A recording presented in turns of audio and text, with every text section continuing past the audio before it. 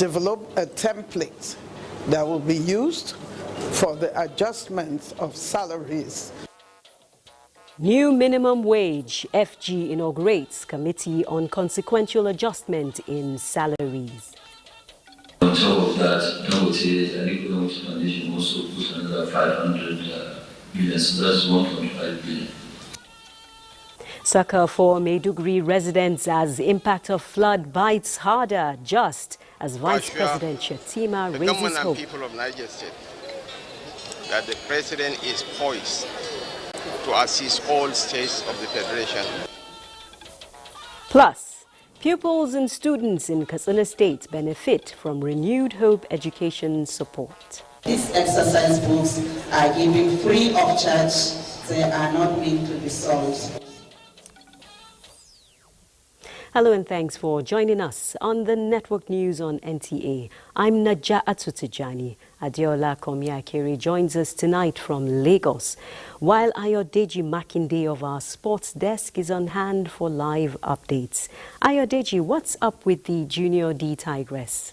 Well, fantastic for them. They've been able to qualify into the final of FIBA Under-18 Afrobasket in Pretoria, South Africa. Quite some style. Looking forward to the details. NTA News is now streaming live on Facebook. Follow us there on our official handle at NTA Network News. And do follow us on Instagram and X as well. Now the news in detail. Kick-starting the implementation of the new National Minimum Wage Act 2024. The federal government has constituted and inaugurated a committee on consequential adjustment in salaries to be chaired by the head of the Civil Service of the Federation. Hamman Jabani reports that the committee has already had its inaugural meeting. The Committee on Consequential Adjustment in Salaries was set up arising from the provision of the National Minimum Wage Act 2024 in order to maintain a fair and equitable salary structure for federal civil servants as a result of the minimum wage now fixed at 70,000 naira, representing 133.33% increase from the previous minimum wage of 18,000 naira. Consequently, there is a need to adjust the salaries of other categories of staff, taking into consideration its consequential effect. The committee, which has as part of its terms of reference to negotiate and agree on the consequential adjustments in salaries arising from the provision of the National Minimum Wage Act 2024, among other things, has 16 members with head of the Civil Service of the Federation as chairman. And the terms of reference of this committee is to develop a template that will be used for the adjustment of salaries due to the new minimum wage. Wish us a very peaceful and a sincere negotiation that will help build this nation and motivate the Nigeria workers to put in their best in executing and implementing government policies. The committee members were urged to recognize the significance of the assignment in the best interest of the public service and the nation as a whole. Hamad Jabani, NTA News. Meanwhile, Vice President Kashim Shettima has restated the Tinubu administration's resolve to remodel Nigeria's digital economy, saying it is on course and fully backed by necessary support. The Vice President gave the assurance when he received the management of Odua Investment Company Limited, led by Chairman Bimbo Ashiru at the Presidential Villa, Abuja. State House correspondent Abdurrahman Jibrila reports. The meeting started with commendations for the company for its initiative and investment in agriculture, digital economy, and micro, small, and medium enterprises. And the federal government will continue to open its doors to all willing partners and stakeholders who continue to believe and invest in the Nigeria project. Vice President Kashim Shettima noted that these sectors remain critical to Nigeria's economic development and future, adding that it is just a matter of time before the nation takes its rightful position across the globe. He gave assurance of checkmating all economic manipulators as the government is on course to economic recovery. chairman of the company thanked the federal government for the opportunity provided in promoting ease of doing business in Nigeria. Like the example the Vice President gave about a pregnant woman that we carried the pregnancy for 9 months, they go through the pains, but after having the child, everything is okay. And that is how I'm going to situate Nigerian problem. That is a temporary pain that we need to try to endure. And once we endure that, it's a matter of time. Things will get better. And I always say that we need to make the best of the bad situation. The situation in Nigeria, foreigners are coming to this country. So there's something in this country that they are seeing that maybe we Nigerians are not seeing.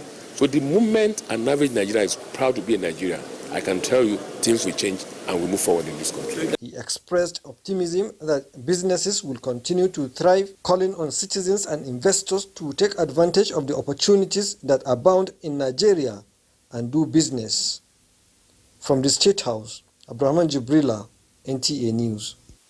The federal government has again demonstrated its commitment to giving Nigerians and communities affected by terrorism and natural disaster a new lease of life, showing them support in their hour of need. Vice President Kashim Shettima brought this message of hope to internally displaced persons at the Gwada camp in Shiroro local government area. During his visit, he made a symbolic presentation of food items and bedding to affected individuals, providing them with essential relief. Husseina Musa reports. Niger State, with 14 internally displaced persons camps spread across the state, has over 46,000 victims displaced by either flood or banditry. The visit of the Vice President Kashim Shettima to the internally displaced persons camp, Gwada, in Shiroro local government area, was to give the victims of flood and banditry a sense of belonging in the face of these adversities. We appreciate government for this gesture, but they need to improve on security so that we can go back to our homes. We are staying here for 6 years and government is helping us for food. Vice President Kashim Shettima, who interacted with the victims, informed them of the federal government's determination to ameliorate the difficulties they are faced with. This is a symbolic gesture, but we have come on an assessment tour, and I want to assure the government and people of Niger State that the President is poised to assist all states of the Federation towards addressing those challenges. 3 billion naira has been released to each state of the Federation towards addressing the issues of floodings across the length and breadth of this nation. But this is just a tip of the iceberg. We'll be very scientific in our approach. We are grateful for this visit and are hopeful that we will get more from the federal government, being a home to 4 hydropower dams in Nigeria. And we know that at this part of the season, we have a lot of overflow from these dams, and year in, year out, people are displaced. Other local government areas across the state that were affected by the devastating effect of flood and banditry will benefit from the federal government's benevolence aimed at bringing succor to them. In Mina, Husseina Musa, NTA News. The President General of the Nigeria Supreme Council for Islamic Affairs, the Sultan of Sokoto, Muhammad Saad Abubakar, has expressed sympathy over the Maiduguri flood, which displaced most residents, claimed lives and destroyed property. The council sympathizes with the governor of Borno State, Professor Babagana Zulum, the Shehu of Borno, Abubakar Umar Ibn Garbai El-Kanami, and the people of Borno State. The council commends the effort and empathy of the federal and Borno state governments on the matter and appeals to them to deploy all the machinery, particularly emergency management agencies and, most importantly, the Northeast Development Commission, to ensure that this disaster is efficiently managed. The Sultan advises government at all levels to also put in place necessary measures to avert the recurrence of such an unfortunate incident. The Council equally calls on the private sector, organizations, institutions, humanitarian and donor agencies, as well as well-meaning Nigerians to come to the aid of the people of Maiduguri by providing relief materials and services. While condoling with the government and people of Borno State over this unfortunate incident, the council prays that Almighty Allah reposes the souls of the departed, and grants the injured quick recovery. Business mogul Aliko Dangote has donated 1.5 billion naira to support Borno flood victims. Aliko Dangote announced the donation in Maiduguri during a visit to sympathize over the flood disaster, which has affected about 2 million people in the state. Muhammad Goni reports that the governor of Nasarawa State, Abdullahi Sule, and a delegation from NNPC Limited also came calling to commiserate with the government and people of the state. Aliko Dangote announced a donation of 1 billion naira to the National Emergency Management Agency and another 500 million naira to the state government so as to provide succor to victims of flood in Borno. The NNPC delegation also donated some truckloads of food items and medical supplies to victims of the flood disaster. We sat down to 1 billion naira, to work with the Borno state government. And then on top of that, Dangote, Aliko Dangote Foundation also put another 500 billion, so that's 1.5 billion. Also at the government house to commiserate with the government and people was the National Security Advisor Nuhu Ribadu alongside Minister of Finance Adebayo Olawale Edun and that of Budget and Economic Planning Atiku Abubakar Bagudu, as well as former Borno State Governor Ali Modu Sharif. I and my colleague, the Minister for Budget and Economic Planning, apart from providing our sympathies, we are also going to the drawing board to quickly look at what can be done to intervene within the budget in terms of help and support for the people of Borno State. I want to assure you that Borno State government under my leadership will judiciously and effectively utilize all the resources that were given to us and those resources that we will yet to receive in order to cushion the effect of the hardship of the people. The dignitaries assured of their prayers and support for the government and citizens of Borno over the calamity that befell them. In Maiduguri, Muhammad Goni, NTA News. We're joining Abubakar Musa live at the Bakassi camp next in Maiduguri, where many displaced persons have taken refuge. Abubakar, there are so many questions, but let's begin with the current situation. What's happening at the camp?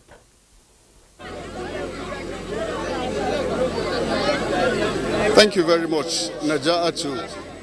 Normalcy is gradually returning to Maiduguri metropolis, especially areas worst affected by the flood, as the tension and concerns among the people are subsiding.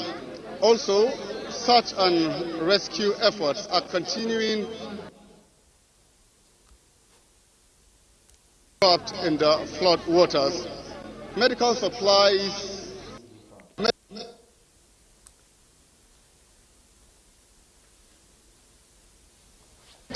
at facilities where the victims of flood are taking refuge. I'm currently at Bakassi camp, where a significant number of victims of flood are taking refuge. And the biggest challenge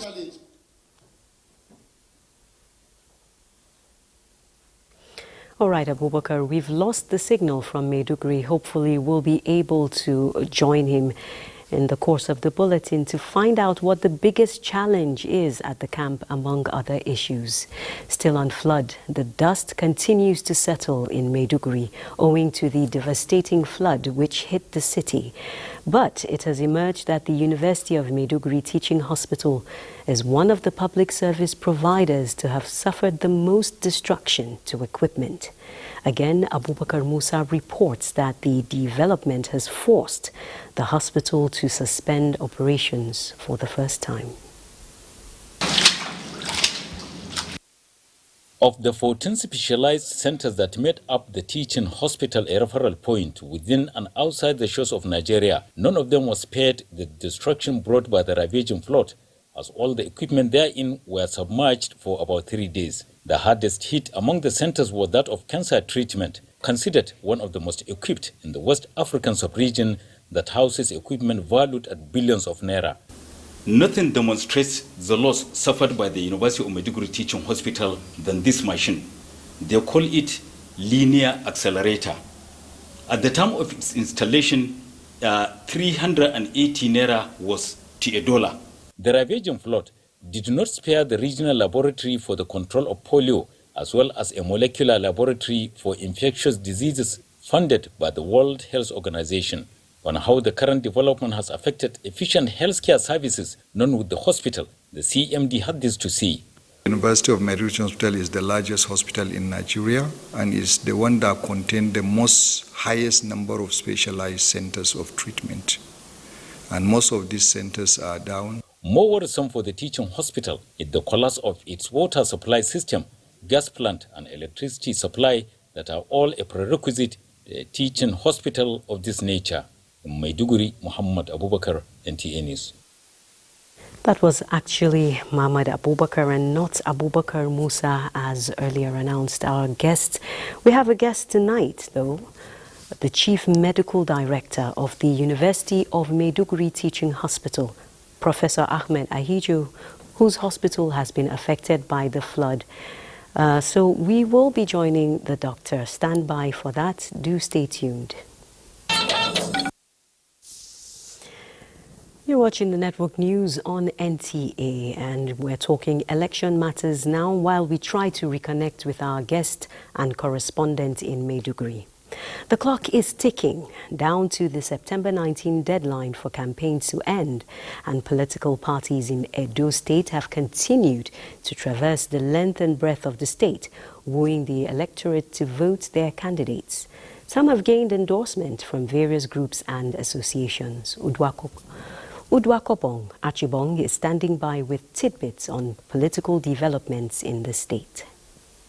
As the clock ticks down to the September 19 deadline for end of campaigns, political parties in Edo have continued to traverse the length and breadth of the state to woo the electorate to vote their candidates. Labour Party is moving forward, not be so. I am coming with a new hope. A hope to bring good education to our people. Take umbrella, cover ourselves. For Edo State, we go take care of our own. Edo State, we go remove poverty. Just as in previous elections, security remains a critical factor in election processes in Nigeria, even as Inspector General of Police Kayode Egbetokun, who was in Benin, announced that 35,000 personnel will be deployed to the state for the election. To the political parties and the candidates, I urge you to adhere strictly to the rules and respect the electoral process. The voter card being the decisive factor, INEC has extended the collection of PVCs to September 15, 2024 to enable new registrants and eligible voters who are yet to collect their cards to do so. INEC has a role to play, but this must be complemented by stakeholders. One significant development in the political scene in Edo today is that 48 affiliate unions of the Nigerian Labour Congress (NLC) and the Trade Union Congress (TUC) have passed a vote of confidence on Governor Godwin Obaseki and the candidate of the People's Democratic Party (PDP), Asue Ighodalo.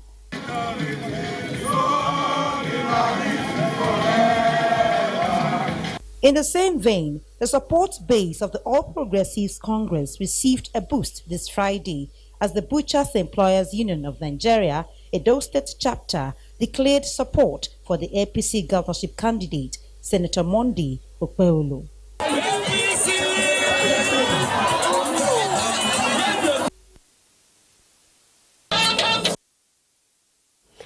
Sorry, we had to take a break unannounced. It was due to a technical hitch. And speaking of technical hitches, we have a guest tonight, the Chief Medical Director of the University of Maiduguri Teaching Hospital, Professor Ahmed Ahijo, whose hospital has been affected by the flood in Maiduguri. Doctor, such a sad situation. How bad is it?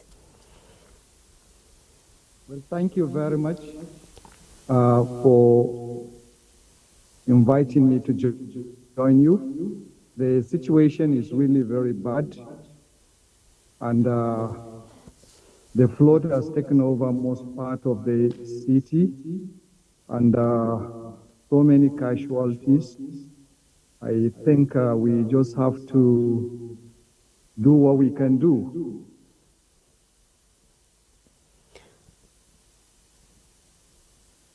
All right, Doctor. Now the hospital is admitted. We have to stop virtually everything. The flood have taken over all the hospital, the ground floor, and all the specialized centers in the hospital. And so much of our equipment are already being flooded with water. And it's a difficult situation, but thank God the water is receding now. And we are the cleaning stages and to disinfect because of infection. So bad situation. We have never seen this for so many decades. And we're doing what we can do, but it's a truly humanitarian service requires time. I have never seen this. I've been practicing in the hospital for the last 7 years, and I've not seen something like this. So we pray that we can do, and we call on all meaningful individuals to assist whatever form that is possible. Some of the equipment are the best ones in the country, and they're all flooded with water, and so many patients come across parts of the country and the other West African countries to obtain treatment, especially the cancer center, the kidney center, our specialized laboratories, the polio laboratory, virtually every part of the hospital. We have to move the patients upstairs now, and those that cannot go out of the hospital. So we're treating them for emergency treatments. Others, we have to discharge them. The A&E is closed down now. The trauma center is closed down. It's a very difficult situation, and this added to the humanitarian crisis in the town. We have to commend His Excellency, the Governor of Borno State, who is working day and night. All right, we seem to have lost the audio connection with Professor Ahijo, who is the Chief Medical Director of the University of Maiduguri Teaching Hospital, telling us about the impact of the effect of the flood on hospital operations. Thank you, Doctor, if you're watching, for joining us and for giving insight into the situation. Now to security matters, and security and other socio-economic challenges in the country can be effectively tackled when the necessary support is given by all Nigerians to the fight against corruption, says the Chairman, Economic and Financial Crimes Commission, Ola Olukoyede. This was when he visited the Kano State Chief Judge, Justice DJ Aboki, in her office. Abdullahi Mustafa was there, now reports. While the Economic and Financial Crimes Commission, EFCC, works towards combating economic and financial crimes through prevention, investigation and prosecution, the judiciary is also empowered by the law to bring culprits to justice. The EFCC chairman's visit to the Chief Judge of Kano State is to appreciate and strengthen this synergy. Ola Olukoyede acknowledged that the EFCC, which has one of its major zonal offices in Kano, enjoys tremendous support and cooperation from the state judiciary. Without the support of the judiciary, there's no way the fight against corruption can make any meaning, not to talk of impact. So we acknowledge that, we recognize that, and we say thank you. And whatever we do, because we sit over matters, educate about human rights, individuals between the government, was expected to do act consciously at all times and do the right thing. While acknowledging some challenges in prosecuting corruption and other financial crimes, Justice DJ Aboki assured that Kano State Judiciary will remain steadfast in making sure that rule of law prevails. In Kano, Abdullahi Mustafa, NTA News. Has declared Monday, 16th September 2024 as public holiday to mark the celebration of Eid al-Mawlid, the birth of the Holy Prophet Muhammad, peace be upon him. The Minister of Interior, Olubunmi Tunji-Ojo, who made the declaration on behalf of the federal government, congratulates Muslims both at home and in the diaspora on this occasion.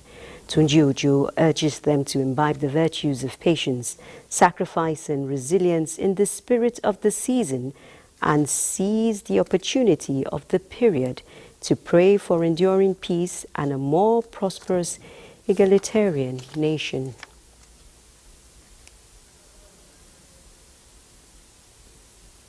The federal government has announced loading of the first batch of premium motor spirit or petrol from the Dangote refinery to commence this Sunday, 15th September 2024.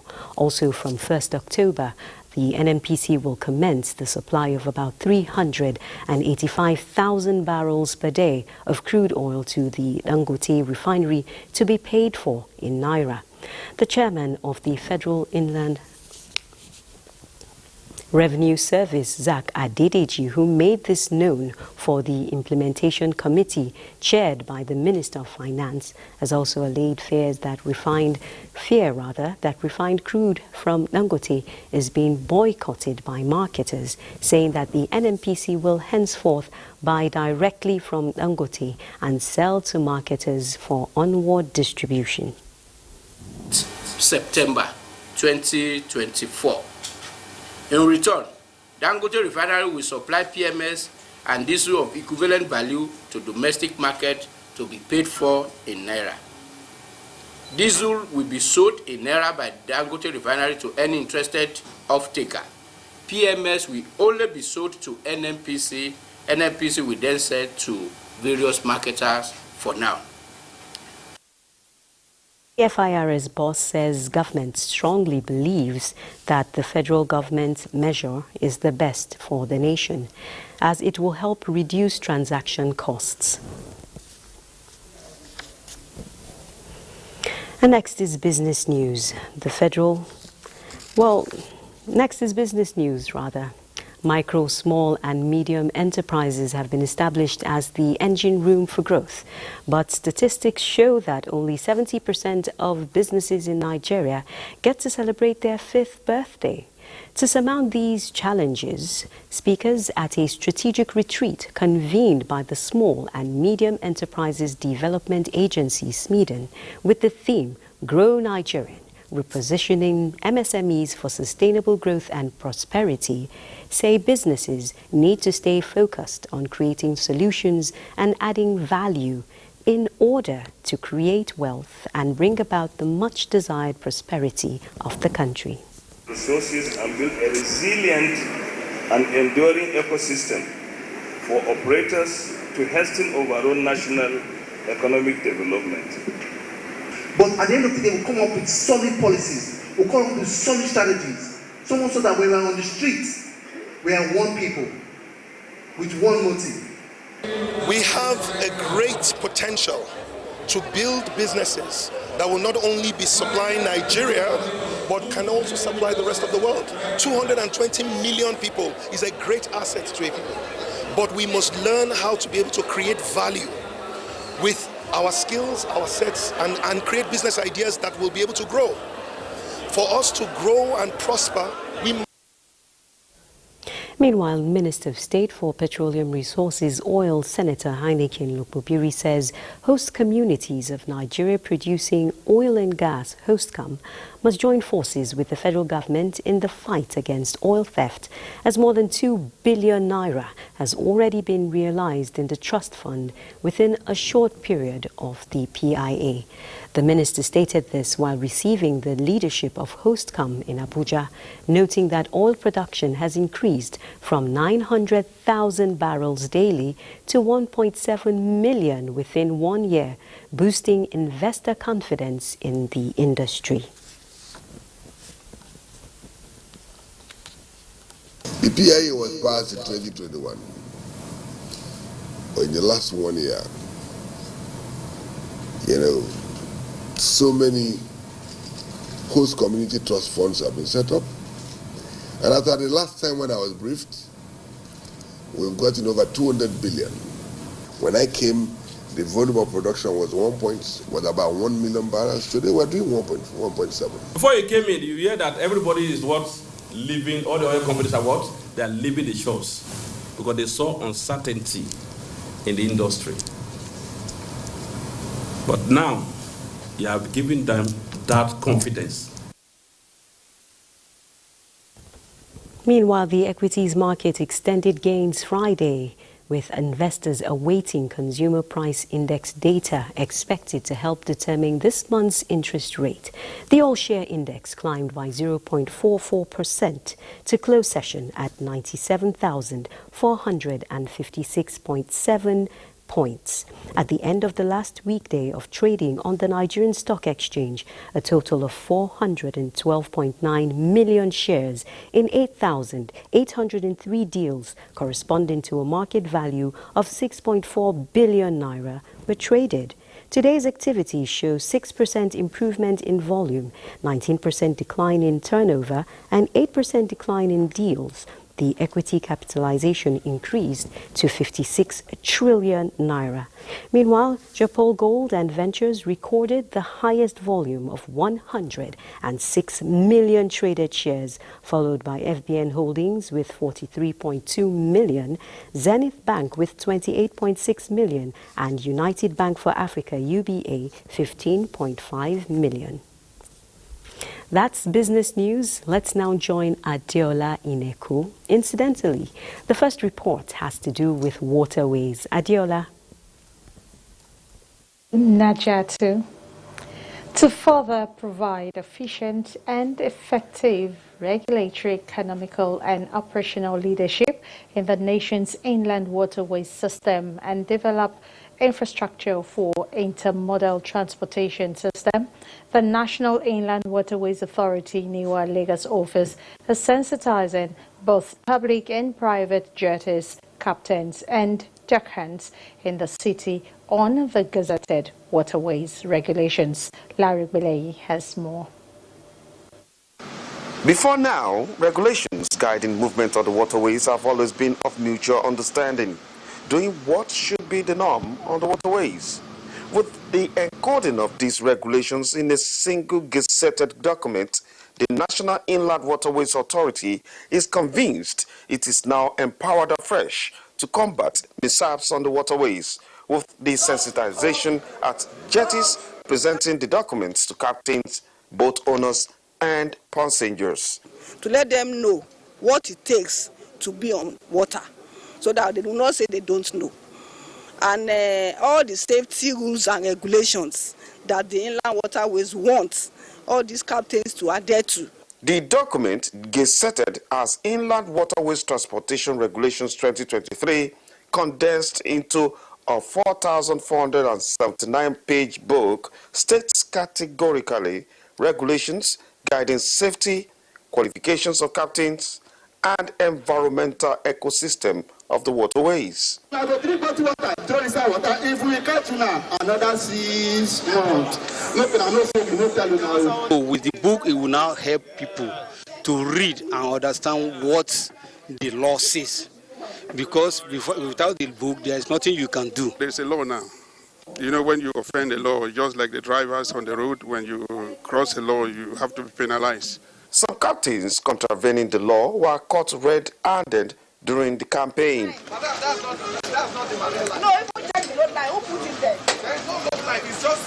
NIWA says this sensitization program will cascade to other boat owners across Lagos State. Larry Bilei, NTA News. Self-discovery and development are essential requirements to maximize productivity at the workplace. But for these to be accomplished, experts say a conducive environment is pivotal to improved productivity. Joe Popola takes a look at ways of enhancing productivity beyond remuneration. Agitation for improvement in welfare, especially salary increment, is a popular demand of Nigerian workers and organized labor. But experts say an increase in productivity has to be a deliberate commitment workers have to prioritize to remain relevant in their respective organizations. Stakeholders believe that there are other factors that can trigger productivity beyond salary increase, such as capacity building initiatives and compliance to off-duty days. If you don't have the right attitude, you are bound to fail, and your employers will not get the best from you. You must have pride in what you are doing. If there's no pride in what you are doing, you are wasting your time. The worker should also engage in continuous development. It's very, very key, because if you don't develop yourself, the ability to contribute what's supposed to contribute to the industry where you are working may be limited. Recognition of excellent service, setting achievable goals for members of staff can also promote healthy competition with a positive impact on productivity. More importantly, experts say self-development and willingness to go the extra mile by workers is essential. So many things can bring out the best in workers. One, the handling of the workers by the managers of the organization. Two, the organization's openness. If you are not open, your workers, no matter what you tell them, they won't believe you. The experts are of a consensus that the employer has to have confidence in its workers' ability to give their best for the growth of the organization. In Lagos, Joel Bola, NTA News. And those are stories from Lagos. Najetu is back to you for the continuation of the network news. Thanks for staying tuned. The Renewed Hope Educational Support Initiative has distributed more than 60,000 exercise books to pupils and students across Katsina State, marking a significant milestone in efforts to uplift the state's educational standards. The distribution commemorating First Lady Oluremi Tinubu's one-year anniversary was flagged off by the wife of the state governor. Awal Haliru reports. Emphasizing education as cornerstone of development, the initiative recognizes every child's right to quality learning materials. These exercise books will serve as a vital tool in sparking curiosity, fostering creativity, and nurturing students' minds. The initiative believes in the potential of every pupil and student to excel. I urge you to ensure pupils and students, especially the underserved, benefited. I wish to further state that these exercise books are given free of charge. They are not meant to be sold. Without the First Ladies, Katsina State will not be able to benefit from such kind gestures that is done at the federal level. So we would like to thank wife of the President, wife of the Governor of the state, and the initiative to support education. 60,000 copies of exercise books from the First Lady of Federal Republic of Nigeria. We thank her very much. Stakeholders stress the need for continued collaboration to ensure every child in Katsina State has access to quality education, highlighting the importance of collective efforts in shaping the future of the state's youth. In Katsina, Awal Halaru, NTA News.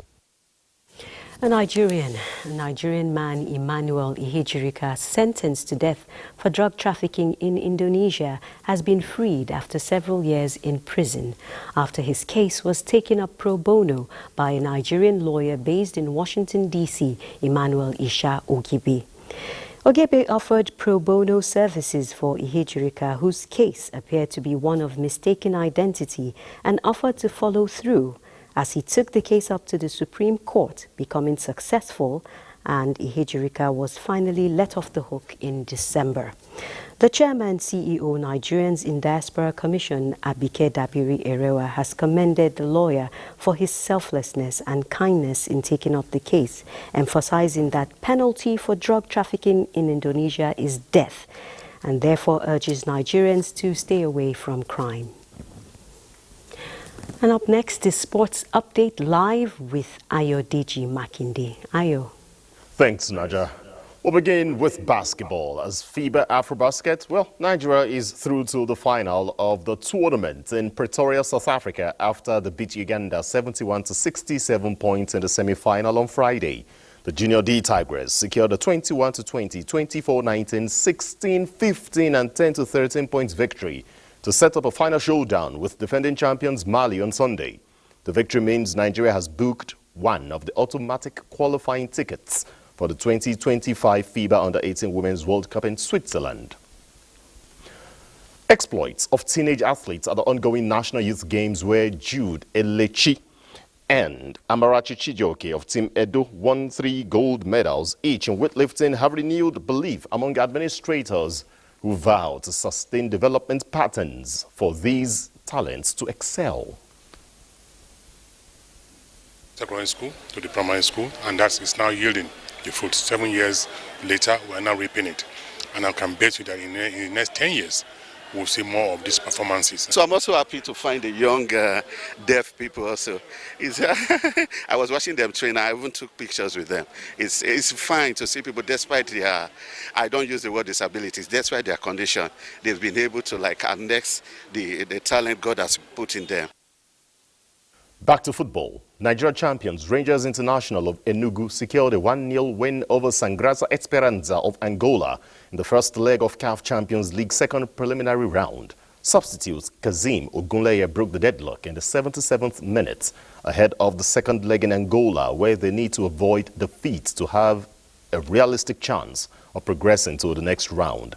Meanwhile, Nigeria's representative in the CAF Confederation Cup, Eyimba, played a goalless draw with Etoile Dofilante Ouagadougou of Burkina Faso in Mali ahead of the second leg to be decided in Aba. Head coach Yemi Olanrewaju says there is room for improvement as the People's Elephants will fix lapses and get the needed victory to progress into the group stage of the tournament. We have barely dominated the game, but it's sad that we didn't get the result we desired. We came here to win with much respect to them, but we honestly came here to get a good result. But we take the draw like that and go and prepare for the return. We know it's going to be difficult, but we go and prepare. Match day 2 of the Nigeria Premier League is on Saturday with Rivers United taking on Heartland FC of Owerri, while Remo Stars welcome Sunshine Stars of Akure in a Southwest derby in Ikenne. On Sunday, Akwa United entertain Abia Warriors, while Kano Pillars are in Yenagoa to play Bayelsa United. Shooting Stars of Ibadan will play hosts to Plateau United, while Bendel Insurance play away to Katsina United. In the English Premier League, meanwhile on Saturday, Southampton host Manchester United at St. Mary's Stadium at lunchtime, while the match that will be transmitted live on the network of the NTA will be Liverpool against Nottingham Forest at Anfield. The marquee fixture for the weekend is the North London derby between Tottenham Hotspur and Arsenal. And that's your sports. It's back to Naja. Thank you, Ayodeji. The Oni of Ife, Oba Adeyeye Ogunwusi Ojaja II, has described the demise of the Owa Obokun of Ijesha land, Oba Gabriel Aromolaron II, as a big loss, not only to his subjects, the good people of Ijesha land, but the Yoruba nation and Nigeria at large. Oba Ogunwusi says the entire traditional rulers in the country will definitely miss the Oba's leadership style, compassion and commitment to the progress of mankind. The Oni urges the people of Ijesha land to celebrate the rich legacy left behind, which will continue to inspire generations to come.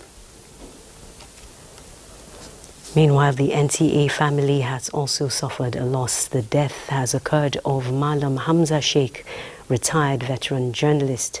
Malam Hamza Sheikh served with the former Gongola State Broadcasting Corporation before joining the Nigerian Television Authority in Yola. A star reporter who covered the works and housing beat for NTA, he retired at the headquarters, Abuja, in 2019. Malam Hamza, who hailed from Gombe in Adamawa State, passed on at the age of 64 after a brief illness in Abuja. He is survived by mother, wife, and 6 children. He has since been buried according to Islamic rites in Abuja. On that note, we conclude the network news on NTA. Thanks for staying with us.